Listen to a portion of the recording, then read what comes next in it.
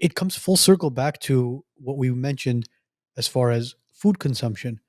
When you look at the FDA and what they allow in certain foods and the list behind those ingredients, again, we mentioned it. You can't pronounce some of the ingredients that are in there, especially when it comes to the food coloring and the food dyes, right? Right. Red 3 they just took out, in the last month, and it was banned from cosmetics and from topicals, but not from food. You could put it on your skin. You couldn't put it on your skin. You couldn't put it in your makeup, but you could put it in your food. How does that make Yeah. sense? So you could put it in your stomach and let your body digest it, Yeah. but you couldn't use it as a lip balm or whatever it was. See, RFK is a big advocate for stuff like this as far as the artificial ingredients that are in certain foods, especially with cereals nowadays, which is the more colorful it is, the brighter it is, the more it attracts the children and the more the children want it. But at the end of the day, it's still a poison that's being literally fed to your children. When you look at, let me give you one great example. When you look at Fruit Loops in America and you look at Fruit Loops in the UK, it's not as vibrant. The colors look very unappetizing. Yeah. It looks very unappetizing. But in America, it's bright, like it's neon. vibrant. Yeah, it's like, holy shit, we're going to a rave tonight. Mhm. Pour some milk on that cereal. So is it kind of a strategic way of the food companies, the sugar companies, the FDA to kind of market it a certain way in order to poison our children? Because my big question is, whoever is creating the Fruit Loops, the tricks, and all these cereals, are they feeding it to their children? They're probably not feeding it to their children, though I don't know them, so I don't know for sure, but I think they probably know well enough not to.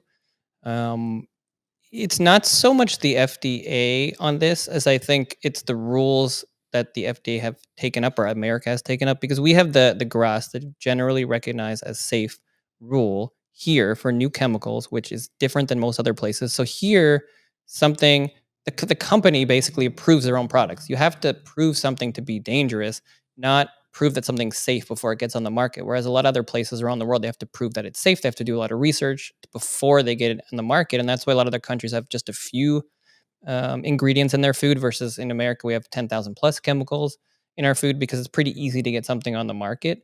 And this goes back to where the food companies and help these food scientists they figure out what gets people to buy the food the most and eat the food the most and come back to it the most. And the research shows very clearly that vibrant colors make kids want to eat the food more. So that's why they do it. It's cheaper to put red dye than to use a natural dye. Instead of using raspberry powder or something, it's cheaper than to use red 3 or red 40. And so that's what they do. And unless we stop them from doing it, then why would they? And with Fruit Loops, I mean, that's one of the reasons why I went to Kellogg's. I was a part of that rally to try to push them to stop using those dyes because it's ridiculous. There's no health benefits, zero.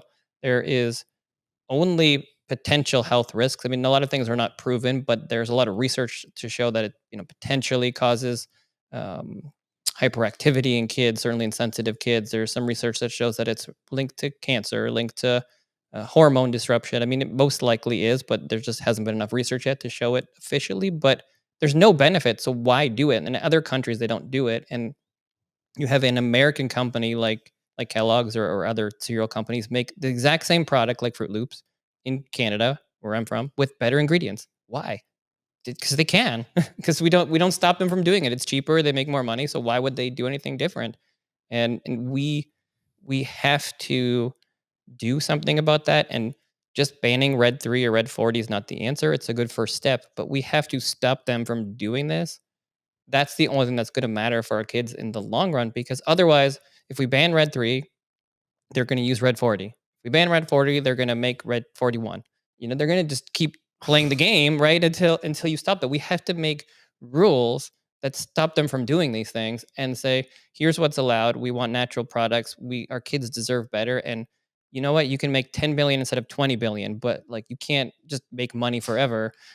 And That's a tough conversation to have with corporations. right, of course, and that's the hard thing with America is there's freedom, right? You can do whatever you want, but at the same time, if we want to be healthy and vibrant, we want our kids to not have 10,000 chronic diseases, then we're going to have to set some limits, and that's just going to have to mean that we're not stopping them from selling cereal, Yeah. but we are gonna limit ingredients and we're gonna, I don't know, identify the top 100 ingredients that might have problems and get rid of those. I don't know. We'll have to figure out how to do it. I don't know how they're gonna do it, but that's what we have to do. And it has to be something that changes the way that new things come on the market and also the way that things are monitored because Yeah. you're never going to be we have no chance at success if the companies that monitor the corporations, the FDA, the CDC, if they're in their pocket, then there's no way they're going to monitor them. They have to be separate. They have to monitor them. They have to not be able to go back and forth between the two.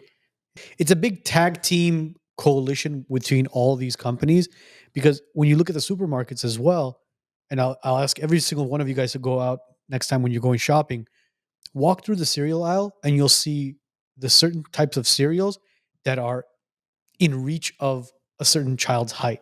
So you'll see all the colorful ones on the bottom shelves or in the middle shelves, and then you'll see like the ones that are not so satisfying to eat all the way at the top.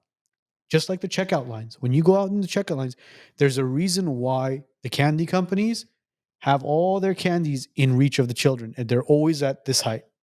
The Snickers, the Twix, the Milky Ways, all the candy bars are at the reach I of always thought children. it was for short people It is for short people, the and short kids. children. Yes, Yeah. And yes, kids. yes. Okay. Nice short joke.